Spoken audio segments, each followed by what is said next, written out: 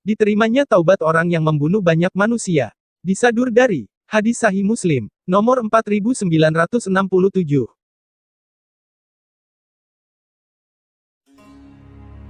Telah menceritakan kepada kami, Muhammad bin Al-Musanna, dan Muhammad bin Bashar, dan lafaz ini dimiliki oleh Ibnul Musanna. Mereka berdua berkata, telah menceritakan kepada kami, Mu'az bin Hisham, telah menceritakan kepadaku, bapakku dari Qatadah, dari Abu As-Siddiq, dari Abu Sa'id Al-Khudri, bahwasanya Rasulullah Shallallahu Alaihi Wasallam telah bersabda. Sabda Rasulullah tersebut diuraikan secara garis besarnya oleh channel Titian Islam sebagai berikut. Pada zaman dahulu, ada seorang laki-laki yang telah membunuh 99 orang. Laki-laki tersebut berniat untuk bertaubat, sehingga orang tersebut mencari orang alim yang banyak ilmunya untuk meminta petunjuk atau bimbingan. Lalu ditunjukkanlah dia kepada seorang rahib dan ia pun langsung mendatanginya. Kepada rahib tersebut ia berterus terang, bahwasanya ia telah membunuh 99 orang. Laki-laki tersebut ragu tentang diterima atau tidaknya pertaubatannya. Ternyata rahib itu memberikan jawaban yang tidak bijaksana. Rahib itu mengatakan, tidak, taubatmu tidak akan diterima. Jawaban tersebut membuat marah laki-laki yang berniat bertaubat tadi. Hingga laki-laki itu membunuh sang rahib. Dengan demikian, tewasnya sang rahib menjadi nyawa manusia ke-100 yang dibunuh oleh laki-laki tersebut. Namun, niat pertaubatan laki-laki itu sudah begitu kuat. Kemudian laki-laki itu terus dan terus mencari orang lain lagi yang paling banyak ilmunya, yang dapat memberi petunjuk atau bimbingan bagi niat pertaubatannya. Lalu laki-laki itu akhirnya ditunjukkan kepadanya seorang alim yang mempunyai ilmu yang banyak.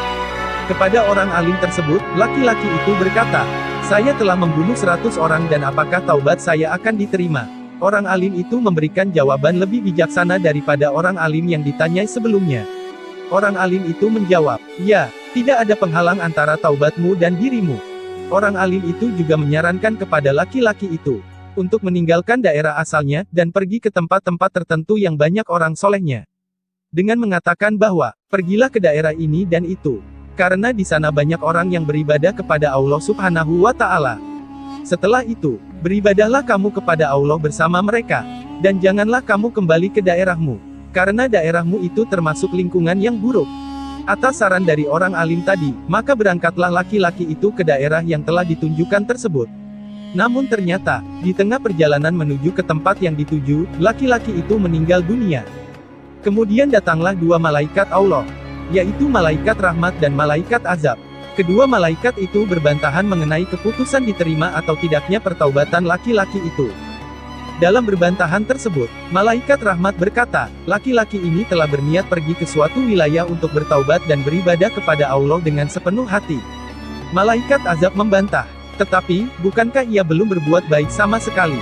Akhirnya, datanglah seorang malaikat yang berwujud manusia, menemui kedua malaikat yang sedang berbantahan itu.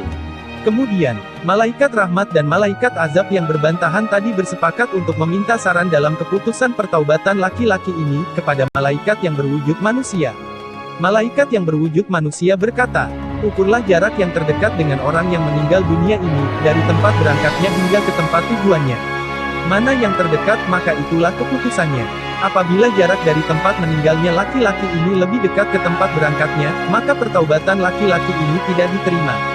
Sebaliknya, apabila jarak dari tempat meninggalnya laki-laki ini lebih dekat ke tempat tujuan berhijrahnya, maka pertaubatan laki-laki ini diterima.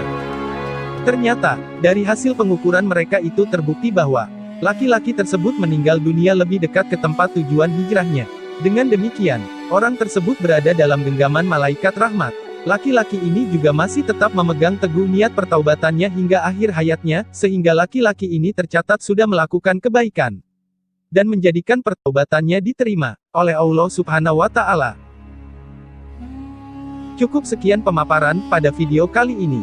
Semoga materi yang disampaikan oleh channel Titian Islam dapat memberikan manfaat untuk kita semua. Sekian dan terima kasih.